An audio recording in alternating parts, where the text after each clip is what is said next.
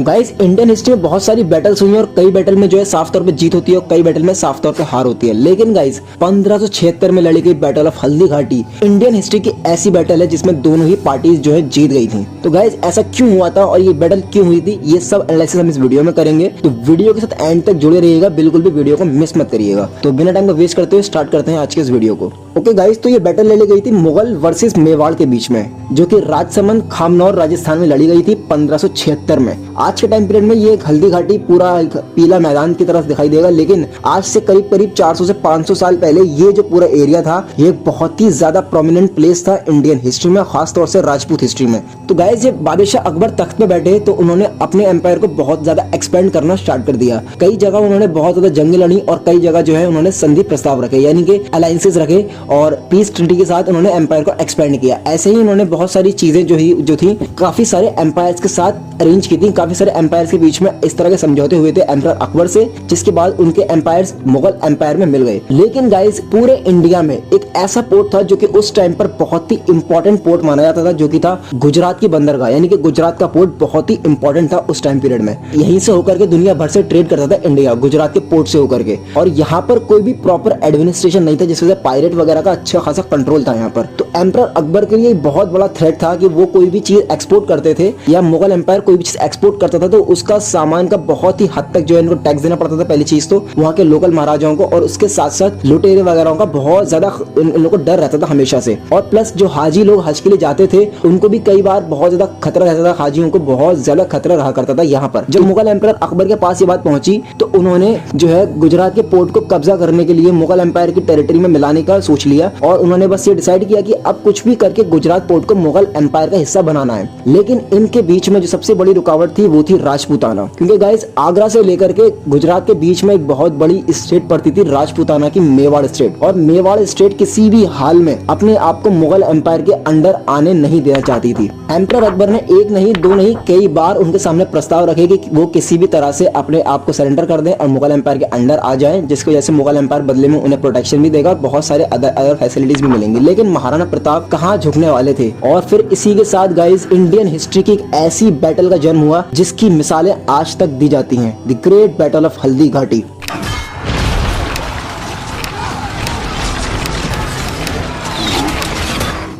तो गाइस इस बात का अंदाजा महाराणा प्रताप को बहुत टाइम पहले से था। जब उन्होंने पहली बार मुगलों के अलायंस को ठुकराया था, मुगलों की जो ट्रीटी थी उसको ठुकराया था, वो तभी समझ गए थे कि फ्यूचर में वॉर 101% होने वाली है। तो गाइस उन्होंने अपनी ओरिजिनल कैपिटल छोड़ करके शिफ्ट कर दी अपनी कैपिटल हल्दी घाटी की तरफ। मतलब कि वो खुद चाहते थे कि मुगल एम्पायर की आर्मी जब भी उनसे लड़ने के लिए आए तो उन्हें खुद हल्दी घाटी की तरफ से होकर गुजरना पड़े। इसका एक बहुत बड़ा प्लस पॉइंट था महाराणा प्रताप के पास, क्योंकि हल्दी घाटी कुछ इस तरह की दिखाई देती है। हल्दी घाटी बहुत ही पतला सा रास्ता है जिसपे कितना भी बड़ी आर्मी क्यों ना हो उसे भी एक सीक्वल लाइन में चलना पड़ेगा, और जिसका बेनिफिट महाराणा प्रताप को बहुत ही अच्छी तरह से मिलेगा। वो सामने खड़े हो जाएंगे और जो भी आर्मी आएगी धड़ाधड़ मारते चले जाएंगे। मतलब कि ये काफी अच्छा प्लस पॉइंट था मेवाड़ के लिए। तो महाराणा प्रताप खुद चाहते थे कि किसी भी तरह से आर्मी हल्दी घाटी की तरफ से ही होकर आए, और उसके लिए उन्होंने एक और बहुत कर्री प्लानिंग की थी, वो थे भील सिपाही, यानी कि जो वहाँ के लोकल कबीला था, जो हल्दी घाटी का नेटिव लोग थे, उनको अपनी आर्मी में मिलाया और उनको हल्दी घाटी की जो मोटी मोटी चट्टाने थी उनके ऊपर छिपा दिया। वो करीब करीब उनकी स्ट्रेंथ बताई जाती है, 400 की करीब उनकी स्ट्रेंथ बताई जाती है उन भील सिपाहियों की, जो कि एक नंबर के आर्चर थे, बहुत खतरनाक वाले आर्चर थे। अब जब भी आर्मी आएगी बस उनका मिशन यही है कि बस जो भी मेन पॉइंट्स दिखाई दे उनको बस ठोकना है ऊपर बैठे बैठे। तो महाराणा प्रताप के पास एक बहुत अच्छा गोल्डन चांस है इस बैटल को जीतने का। और मुगलों के लिए सबसे बड़ी जो यहाँ पर नेगेटिव पॉइंट था वो था कि एरिया का कम होना। जितनी बड़ी आर्मी थी मुगलों के पास उतना ही कम एरिया था, और प्लस उसके साथ आर्टिलरी जो मुगलों की बैटल्स में सबसे ज्यादा मदद करती थी, तोपें। वो तोप मुगल नहीं ले जा पाए बैटल में, क्योंकि पतला एरिया और प्लस इतने बड़े बड़े जो तोपें थी उन्हें हाथियों पर लाना पड़ता था, और ना तो उस जगह पे हाथी आ सकते हैं और ना ज्यादा आर्मी। तो गाइस यहाँ पर मुगलों को तोपें लाने का मौका ही नहीं मिला। अब यहाँ पर बैटल स्टार्ट होती है 1576 में, बैटल ऑफ हल्दी घाटी, जब एम्परर अकबर तंग आकर ऐलान कर देते हैं कि हम मेवाड़ को खत्म कर देंगे और गुजरात को छीन लेंगे, और यहाँ पर battle of Haldi Ghati start हो जाती है। अब गाइस मुगलों की आर्मी को लीड कर रहे होते राजा मान सिंह, और राजा मान सिंह भी खुद एक राजपूत थे और साथ साथ महाराणा प्रताप। ऐसा बताया जाता है कि दोनों तरफ की जो आर्मी थी उसमें जो मेवाड़ की आर्मी थी उसकी स्ट्रेंथ थी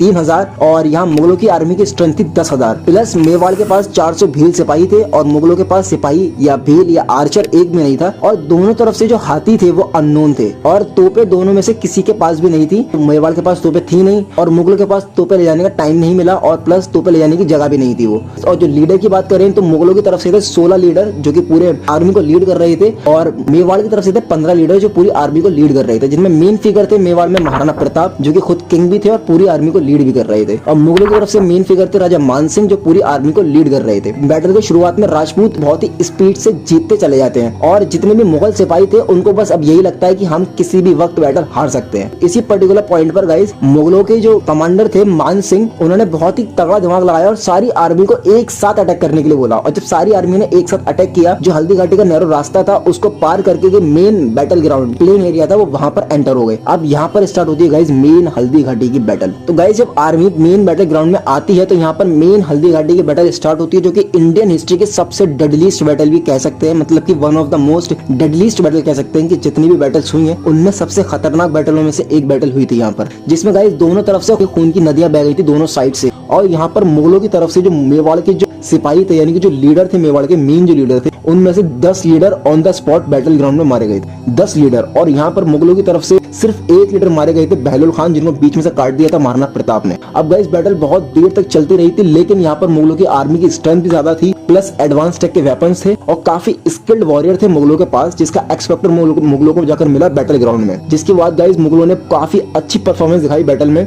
और बहुत ही ज्यादा जबरदस्त तरह से वो लोग बैटल को जीतते चले गए। अब यहाँ पर महाराणा प्रताप को लगा कि अब उनकी आर्मी में इतनी स्ट्रेंथ नहीं बची कि वो ज्यादा देर तक रोक सके, तो उन्होंने अपने पर्टिकुलर मोटिव को साइड में रखा और इस बैटल की वजह से अपना जो होमलैंड था उसकी प्रोटेक्शन उन्होंने सबसे पहले समझी और फिर उन्हें बैटल ग्राउंड छोड़कर जाना पड़ा। और यहाँ पर महाराणा प्रताप बैटल ग्राउंड छोड़ के चले गए अरावली के पहाड़ों में। और यहाँ पर अब देखा जाए, अगर हम इस तरह से देखें, इस पूरी बैटल का एनालिसिस करें और अब डिटेल निकालें तो हमें लगेगा कि मुगल सीधे तौर पे जीत चुके हैं। लेकिन गाइस यहाँ बैटल यहीं खत्म नहीं होती है। जब महाराणा प्रताप अरावली में चले जाते हैं तो वहाँ के जो पर्टिकुलर जो वहाँ के रहने वाले लोग थे उन्हें अपने साथ मिलाकर वो बहुत ही हद तक जो है अपने एम्पायर को धीरे धीरे रिकवर करना शुरू कर देते हैं और अपनी पुरानी कैपिटल जो उनके लिए बहुत ही इंपॉर्टेंट एक्स फैक्टर थी उसको भी कन्क्यूर करने की कोशिश करते हैं लेकिन नाकामयाब होते हैं। और बहुत सारे पार्ट जो उनके एम्पायर का पार्ट थे उन्हें जो है वापस से रिकवर कर लेते हैं और अपना नया एम्पायर स्टार्ट करते हैं अपने उसी छोटे से एरिया में। तो गाइज ये थी बैटल ऑफ हल्दी घाटी जिसमें दोनों ही तरफ की कम्युनिटी जीती थी। अब ऐसा मैंने क्यों कहा था, यहाँ पर इसका कंक्लूजन ये आता है कि मुगलों का जो बेसिक ऑब्जेक्टिव था, मतलब कि अगर किसी भी बैटल के अगर हम निकालें रिजल्ट को तो हमें इस तरह पता चलेगा रिजल्ट किसी भी बैटल का कि दोनों तरफ की जो पॉइंट ऑफ व्यू थे, दोनों तरफ के जो मोटिव थे बैटल लड़ने के वो पूरे हो सके।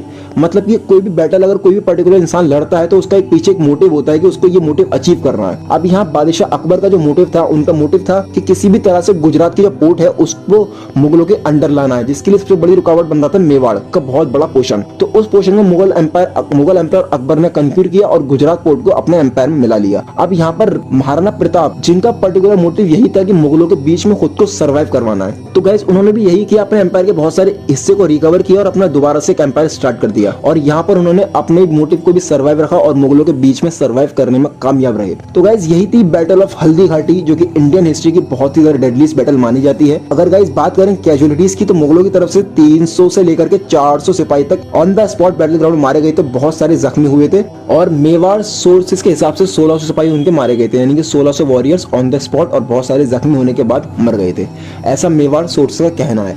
तो गाइस ये बैटल बहुत ही डेडलीस्ट थी। अभी इस बैटल को हुए करीब 400 साल या 500 साल पूरे हो चुके हैं, लेकिन अभी भी हल्दी घाटी के बैटल ग्राउंड में से बहुत सारी तलवारें अभी भी हमें मिल जाती हैं। ऐसी मिट्टी हटाने पर तलवारें निकल आती हैं। इतनी डेडलीस्ट बैटल थी इंडियन हिस्ट्री में बैटल ऑफ हल्दी घाटी। अगर आपको आज का वीडियो इन्फॉर्मेटिव लगा तो लाइक करना और इसी तरह चैनल पर अगले वीडियोस देखने के लिए सब्सक्राइब मारकर नोटिफिकेशन बेल को ऑन कर देना। तो मिलते हैं नेक्स्ट वीडियो में, तब तक के लिए बाय बाय।